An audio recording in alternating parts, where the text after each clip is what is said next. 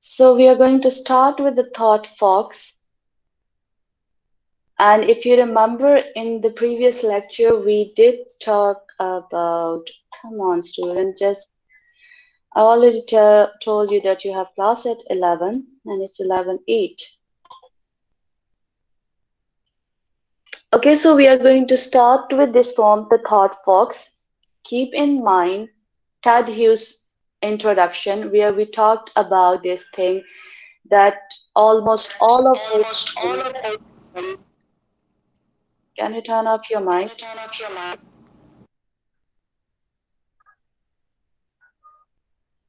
Okay. That he has used animal images or animal symbols in his poems.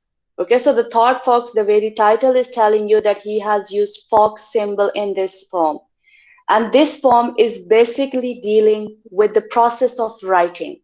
Okay, process of writing poetry or process of writing any literary piece. Mean how the writer or any author, when he or she starts writing, so what is that process and how the things are done. Okay, so in this poem he has taken fox as a symbol of idea, the idea or the inspiration which we get and then we start writing. Okay, so fox is here used as a symbol, the thought fox. Okay, it's an inspiration in the form of idea which triggers a writer to write something. So the basic idea is this in the poem. Apart from that, okay, apart from this poem, I will try to connect it with other poems as well, other modern poems, where other writers, other famous writers have also used the same idea, the creative process of writing. They have also talked about that in their poems as well. Okay, and we will see that how this poem can be connected to those as well, and how different writers have dealt with this creative process of writing in their works. Okay, so let's start with the poem. Okay, so we have the first person narration here. The first person speaker is used because we have the first person pronoun. Okay, so the background, let me tell you that we have a speaker here in the poem, or let's say the summary, that we have a speaker, okay, who is sitting alone in his room in a dark night. Okay, and he is looking outside the window, which is a starless night, complete darkness is outside, and out of nowhere he sees a fox. Okay, a fox. Why he sees it? Because he can just see the nose of that fox in that dark night, and the eyes are visible to him. And then after some moments he starts writing and the poem is done. Okay, this is what the summary is, but we will dig the meaning, that how the things are explained. So let's start with the poem.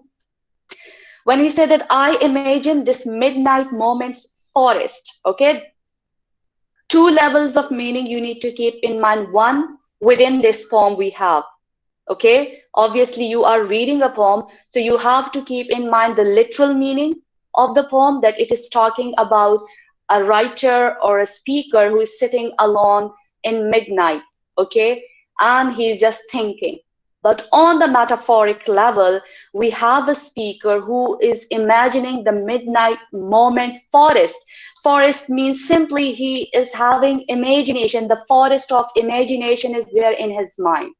Okay, and something else is alive. Where something else is alive, in that forest something is alive.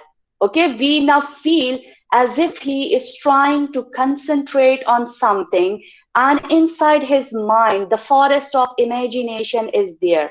In that forest something is alive beside the clock's loneliness, and this blank page, okay, where my fingers move, something inside his imagination is alive beside. Okay, obviously the lines are telling us that he is trying to write something, and at this time, at this very moment in the stanza, the page on which he is trying to write is blank page.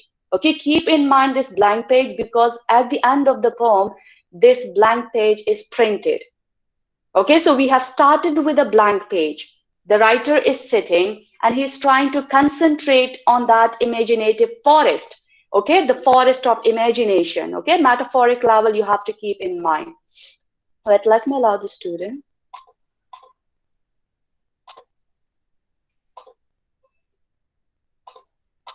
Okay, so the metaphoric level is very much important here because we are talking about the forest of imagination.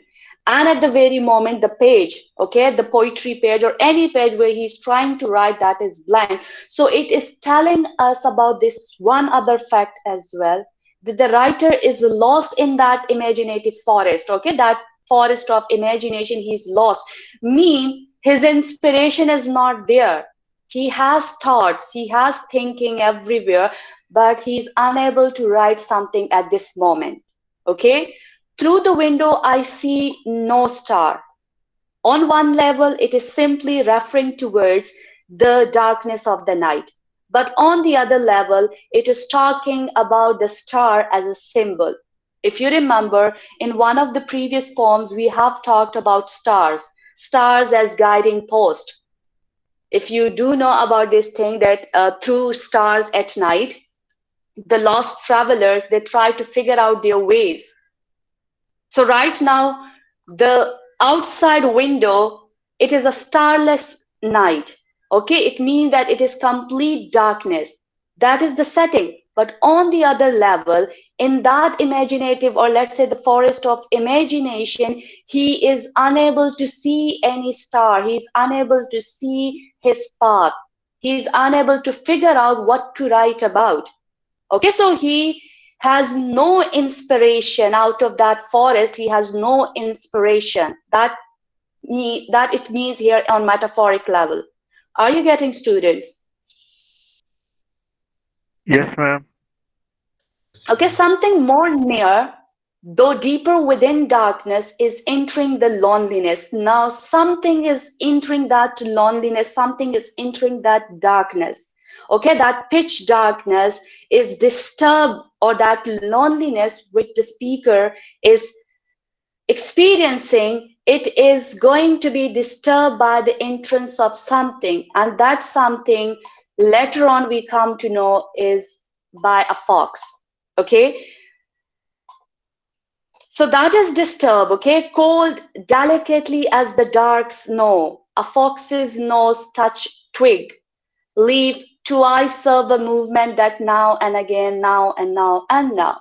Okay, so that loneliness, that you can say that oblivion, you cannot call it oblivion, but you can call it a state where he is blank. And that equilibrium is disturbed by a fox, okay, by the entry of a fox in that darkness. Okay, so a fox noses touches the twig, so he is able to see a fox in the forest, okay, from the window. But on the other level, it is an idea, an inspiration which is lurking in that imaginative forest, or the forest of imagination, which is coming to his mind, okay, which is going to inspire him to write something. Okay, one thing I need to ask you, what could be the reason for Ted Hughes to use fox as a symbol of, you can say, inspiration here? Any guess, anything you are getting from it? Ma'am, no idea, but as you told us that it is a symbol of idea which triggers the writer to write something. So the page is blank and maybe he is wondering about something to write. So that's why he has mentioned that fox hai. I'm saying why particularly a fox is used here. What can be the quality of a fox that he has chosen out of all those animal in animal kingdom, just a fox to represent inspiration? Ma'am, maybe fox is a clever animal. Okay, fox is a clever animal. So what cleverness has to do with this? You are right, by the way. What's your good name? Maida Zahur. You're right, Maida. But how would you connect the cleverness of fox inside this poem? Ma'am, maybe the fox doesn't like हार नहीं मानती इतनी आसानी से, or it didn't surrender in all the situations. It uses its brain, and it does not fell an easy prey to anything. Okay, what else? What else can you connect to this fox symbol? Think about it, student. Think. Fox being a clever, okay? As you are reading about fox since your childhood, fox and crow story. Fox is always presented as a clever animal. It ma'am has the G. इसको हम writer से मतलब जो creative process का आपने कहा कि एक G. राइटर का इसका, तो इसको हम एक राइटर से भी वो कर सकते हैं रिलेट के एक राइटर भी एक फॉक्स की तरह ही क्लेवर होता है, तो am I right ma'am? Yes, you are right. As Maida has क्योंकि said, मैम cleverness, okay? जो Mhm. राइटर्स होते हैं माशरे में तो वो क्रिएटिव होते हैं, जो माशरे में वो देखते दूसरे इंसान वो नहीं देख सकते, तो वो इन्हीं चीज़ों को पॉइंट आउट करते हैं। Okay, that is, you're right. Keep in mind modern poetry as well, the modern literature जी as ma'am. well. If you remember, I told you that modern literature is all cleverly crafted literature. It refers to the जी ma'am. fact that it is a piece of literature. It is meant to be written cleverly. It is meant to be written with all you can say technique that it refers, or you can say it refers back to its existence as a piece of literature. That is what we have talked about in the start about modern literature, that modern literature is always cleverly crafted. It is not like what you call the romantic poetry, the spontaneous overflow. It is not that you can say intuitive writing. It is cleverly written. It is written जी ma'am, so based it on can be a rational. literature. Yes, that is the point. So keep in mind those things as well, that it can be the reason for him to use a fox as a symbol of inspiration, because we associate cleverness with a fox. And you will see it further when the fox is trying to find its way cleverly in the forest. So all those requirement of modern poetry, or you can say the characteristic of a modern poetry, is fulfilled. Like a clever fox, it is cleverly crafted. It is not just any piece of literature. If you remember the high and low literature distinction which we talked about, that modern poetry or modern literature was all the time favoring high literature. It was not in favor of low literature which was not pre-planned, which was having no, you can say, characteristic of literariness. Okay, so you need to keep in mind these things, that why a particular symbol could have been used. Okay, you need to justify that. Okay, so you have a fox which is now, which has entered the scene for us. Okay, and two eyes, the two eyes obviously of the fox. Now one other thing, if you know about the animal kingdom, that almost all the animals are having night vision. They can see in the darkness. Okay, almost all the animals, at least the land animals which we have, they are having this power that they can see in the darkness. And then when it is a pitch dark, you can only see the eyes of the animal, don't you? Exactly ma'am. Okay, so that image is evoked in our mind when we read this line, the two eyes. Okay, the two eyes of the fox serve a movement.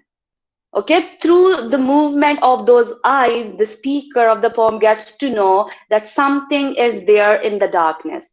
Okay, that is one level, that is the literal level. But on metaphoric level, the muse is coming to him, the muse of inspiration. Okay, the invocation to muse is in the shape of fox coming to the speaker who is there in the poem.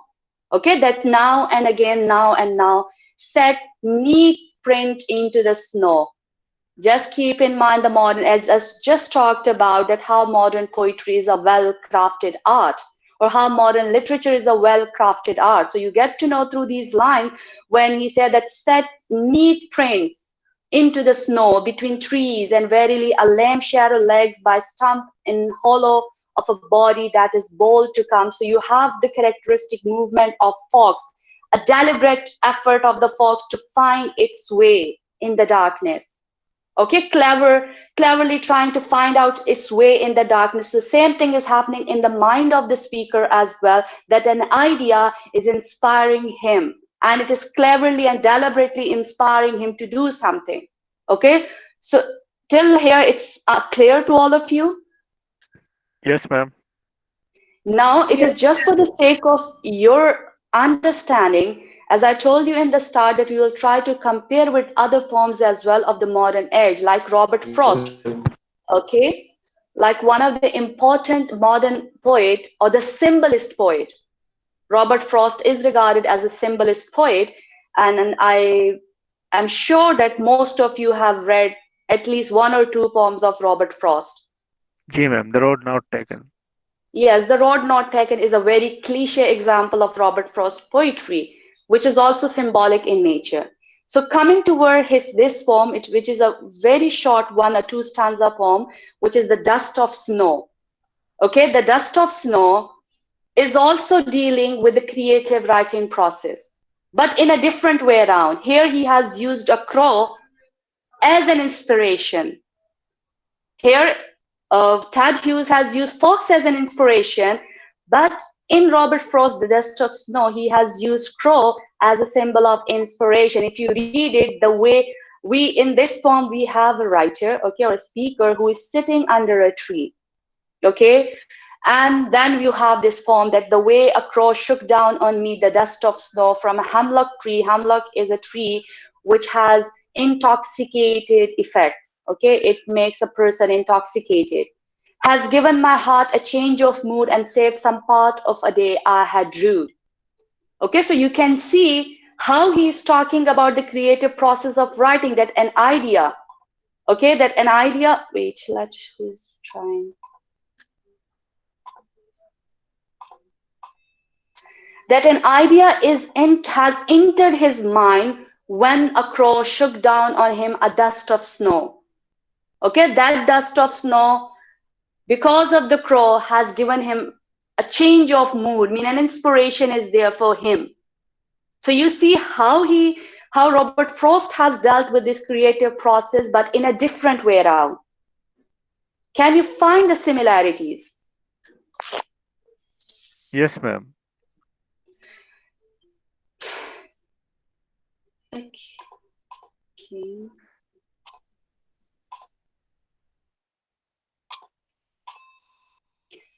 Okay, so till here it's clear to all of you. Yes, ma'am. Then coming to the last stanzas, where still he is focusing on the eyes which are there in the forest, and obviously you have to go for the metaphoric level, where the eyes of the fox are serving as an inspiration, or the invocation to muse is there. Okay, so across clearings, an eye, a widening, deepening greenness, brilliantly, concentratedly, just see the words, coming about its own business. Just see, very cleverly he has given us the characteristic of modern poetry as well, that it is brilliantly, concentratedly, and it is deliberately written. Okay, so the eyes of the what you call fox is serving as an inspiration. Okay, and it has entered the mind of the writer or the speaker who is there in the poem. Okay, so its arrival in the dark night is the arrival of inspiration for the speaker in the poem as well. Okay, till with a sudden sharp hot stink of fox, it enters the dark hole of the head. Very clearly he refers to the entrance of fox in the mind of the speaker. I mean, the idea has entered from the imagination or the forest of imagination. The inspiration has come into the mind of the writer. The window is starless still. Okay, the moment has taken place, the inspiration has taken place, the thing is there, the clock ticks, the page is printed. The very moment the inspiration he gets, he cleverly or he deliberately writes the thing, the page is printed. The same blank page which we had in the first stanza is now printed. Why, how it is printed? Because now you have this very poem, which is now printed on a See, ma'am, page. he has got an idea, ma'am, because He of the has poem. got the idea and he has written this very poem which you are right now reading. So it is referring back to the idea that this poem, which you have just madam read, आपकी आवाज़ was. बहुत slow आ रही है.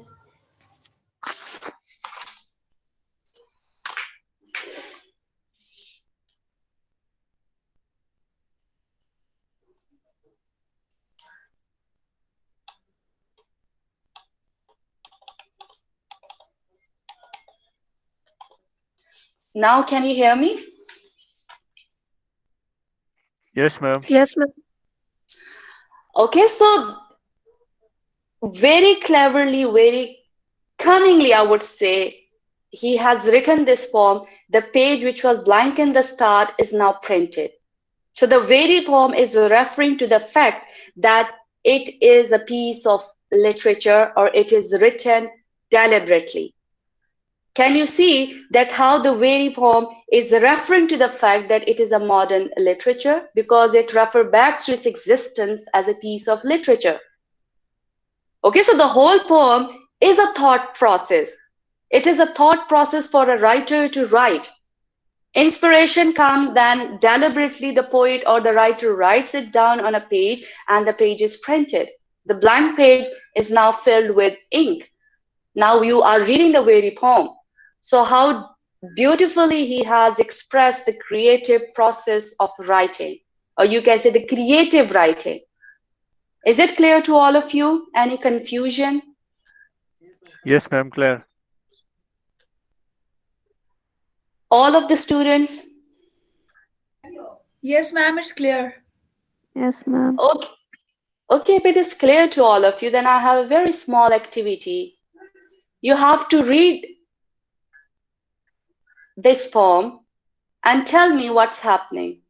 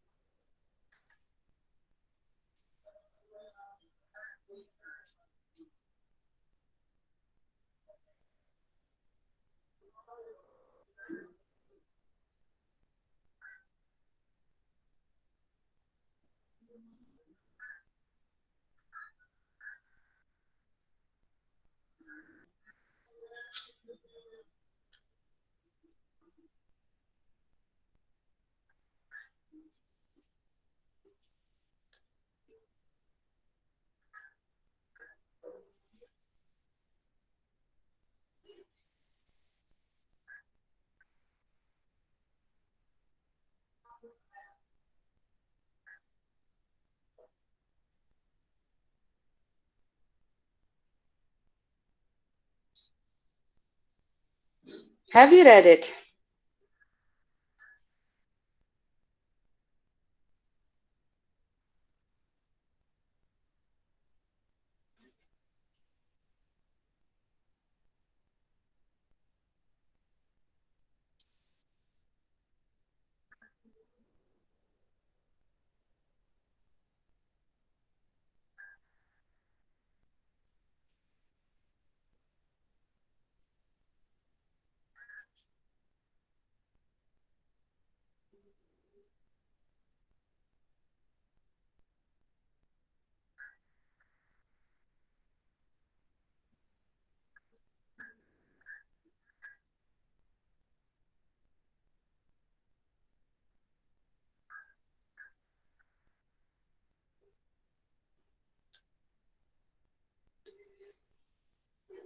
Gee, are you Ma'am, asleep or what? Gigi? he's like talking about a cat stepping down into a flower pot. The Okay. writer, How? by using these images, like creatively sketching the process.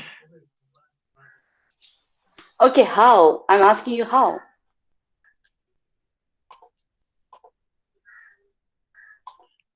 I don't know, ma'am, but he has used this technique of creative writing uh, for portraying his idea. How? How? And how? Anyone else? The question is how? Can anyone tell me what's happening in this poem? It's a very short one, and it's also one of the modern poems. Because the moment I tell you the title, okay, what can be the title of this poem? The title is not there.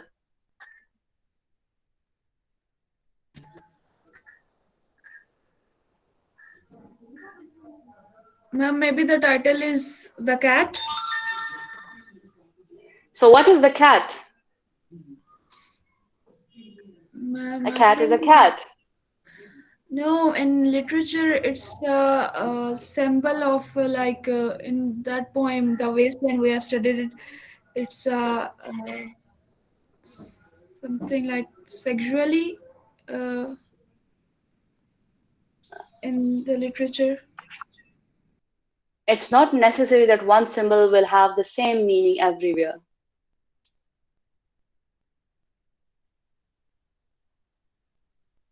Come on, think about it, student. You have done two poems, by the way, right now: The Dust of Snow and The Thought Fox.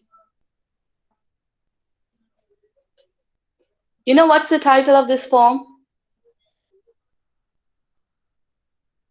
Poem, ma'am. Yes, it is a poem. Okay, this is just for your uh, convenience, it's written. The title is only poem. Okay, so how just see the modern poets are so deliberate in writing. He has compared it with a poem, has been compared with a cat.